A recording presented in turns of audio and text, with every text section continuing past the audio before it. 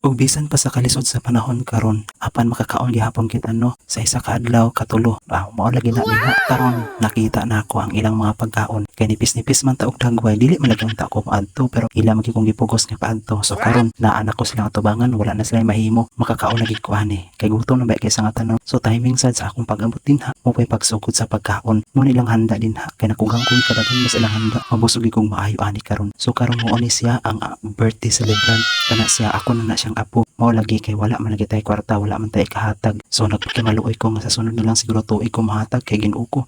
Taon sa naman inahupsa naman taani sa atong panudlanan. So mugot taon ang bata kay wala may mahatag ang iyang lulo. Unsa iyang ingon siguro sa iyang hunahuna may pagkulan lang kag ani din ni lulo kay wala man kay mahatag ang kwarta. So wala koy nahimo din na langga kay naa naman gid ko man koy mahatag sa imo pero nakadalag gyapon ko pag uli nako sa balay. So nakakaon gyapon ko din na ano. So mao na lang na siya, daghang salamat sa inyong paglantaw sa akong video.